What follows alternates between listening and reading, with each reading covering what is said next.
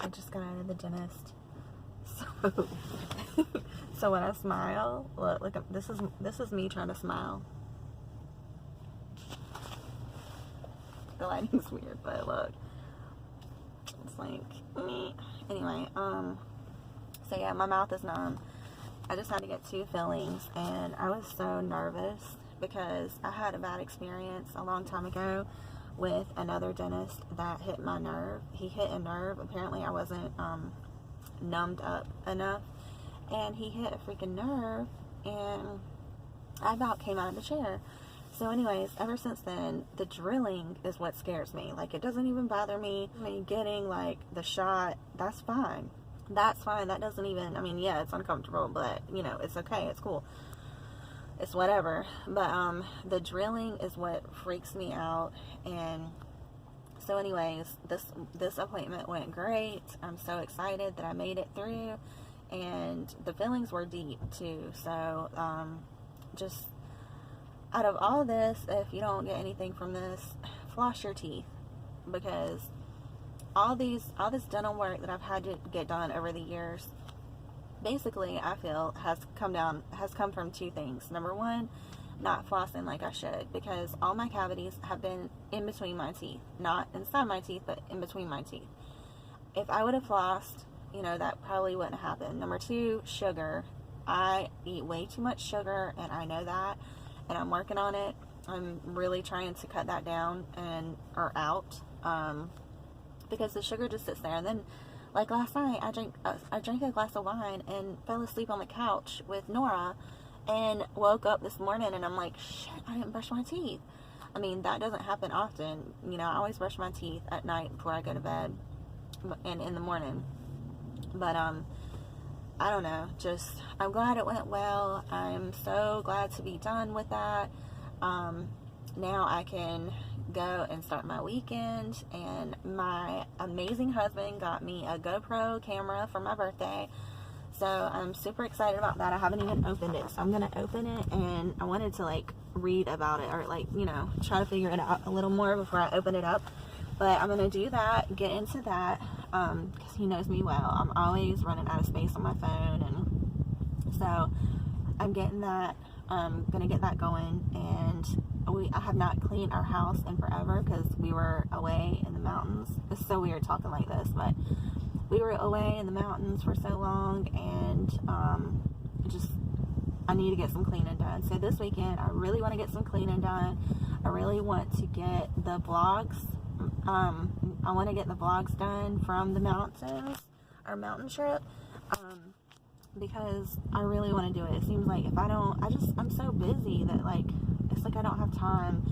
So, but if I don't go ahead and do it, you know, I'll end up being like, it just never happens. And then I get backed up and backed up and backed up, because life doesn't stop, you know, you have to keep going forward, and stuff keeps happening. And so I really, hopefully having this GoPro cam is going to really help me get everything organized, and once I figure it out, you know, a good system going with that. But so I'm excited about that, and that was really sweet of Joseph.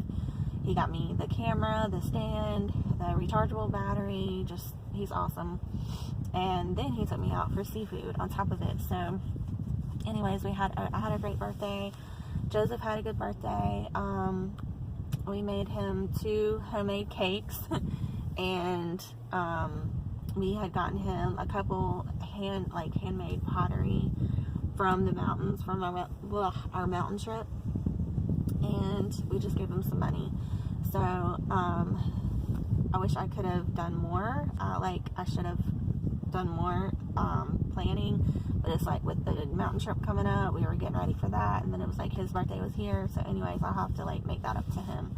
But because he did really good, he came through for my birthday, and I really appreciate that. But anyways, now we're trying to focus on the girls' birthdays. Okay, so Nora's birthday, she's gonna be 3, and then her birthday is in a couple weeks. We're doing that, and I've been going back and forth, trying to figure out what I'm gonna do for that. And then I have the stress, like anxiety of 2 weeks after Nora's birthday party is Ari's birthday party, and I want both of them to be amazing days for them. Like, I've always loved birthdays, and I just get so excited about like celebrating. Sorry, but anyways, so yeah, I want them to both be really special, and I want them both to feel just amazingly, like overwhelmingly, awesomely loved, you know. I just want them to feel like super special. They are every day, but you know, that's just their day. I want them to feel like just so excited and so happy all day long. So I want to pull out the red carpet for them, you know. It's their one day a year that we celebrate them, and I love celebrating birthdays. I really do, especially when it's your babies. So anyways, with that being said, I am so excited. I rented out this little, well, it's a big room actually. It's a nice room. We're gonna you know, it's just gonna be us family. With COVID and everything, that's changed so much stuff, but we're just gonna have like a good little amount of people come celebrate her, and I'm so excited. I'm thinking like we'll have everyone, you know, in the room, and have Joseph like bring her, and then everyone would be like surprised when she gets there. And I just want to see her face light up, and you know, because she stays home, so she doesn't get to go socialize with other kids, and so she's, you know, she loves being around other kids. So having all these kids here for her, you know, to play with her is just like, it's just gonna make her so happy. And gifts and, you know, balloons, and we're gonna have music, and just let them run around in that room, run around, have a blast. It's got a big stage, which is perfect because she loves performing. She literally loves to like get up on the fireplace and sing and dance, and everyone listen, and she claps and bows, and it's just hilarious. So she's gonna love this, and it's super cheap. I got it through the city, you know, buildings. And so it's really cheap, and then we don't have to worry about being cramped at our house, or, you know, worry about anything like that. And the best thing about it is right outside of the room is a park. So we're gonna have it, you know, there in the building, and then have cake, ice cream, pizza, maybe play a game or two, listen to music, let them just have fun, and then step outside and let them play on the playground, and then go home, you know. So that's gonna be amazing. I'm glad I finally decided on it. I'm just going to go ahead and rent the thing. It's cheap, and, you know, whoever comes, and whatever. So we're doing that. What else? Let's see. Then Ari is having hers somewhere special. She is having hers at my mom's river house. My mom and John's river house. So she's going to have her few best friends stay the night with her, and so we're still going, it's just going to be them, but because of COVID and everything. But I think that's kind of how she wanted it this year. Just, you know, she's going to be 13, so 13 is a huge year, and I'm just so excited that, you know, to celebrate her for her big 13. She's going to officially be a teenager, and I just want her to feel my love. And I started writing her this letter, like poem type, well, not poem, but letter. Just telling her how much, you know, just telling her stuff that, you know, you normally don't tell people when you see them every day and you live with them, and, you know, just that kind of stuff. But, like, as my baby, like, just she needs to know, like, how much I freaking love her. Like, there's no one that could take her place. No one. And there's nothing that I wouldn't do for her.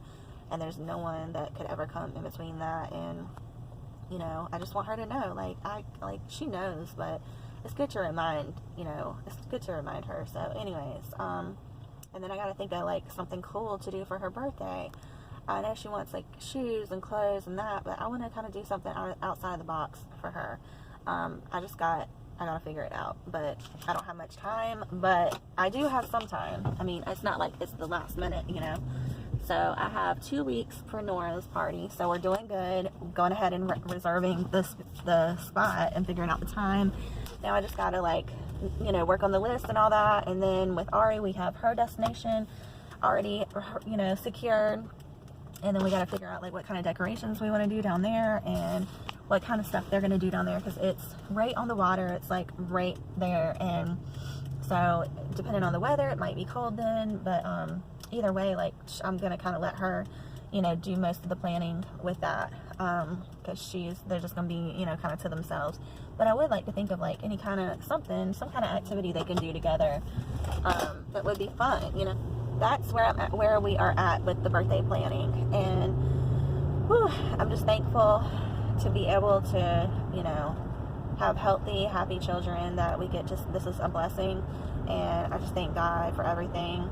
I thank God for having my husband behind me, supporting me, and supporting the girls. I mean, he's so 150%, 2,000% behind the girls. And it just feels good to know. But yeah, while I was thinking about it, an interesting thing that I heard and my therapist say, okay, so like married couples, this is just something to think about. So we as, people in general think that, oh, okay, we love this person, you get to the point in your relationship where you're like, okay, we want to get married, we want to lock this down, so you do it and you think, oh, okay, that's it. Like once you're married, that's it, you got it, you know how to do it. And she's like, that's just not the case. She said, think about it like this. Like if you are applying for a new position, if you are going into a new role, you're accepting a new position and you're going into a new role, do you not research that new role? Do you not, don't you study that new role? Don't you, practice for that new role? Don't you make sure that you have, what it's going to take for that role and learn more about it? And, so it made just complete perfect sense. Like, yeah, I mean, marriage is, you are taking on a new role, a new position when you're getting married. I mean, because two become one. Like you were, you only worried about your own emotions and needs, thoughts,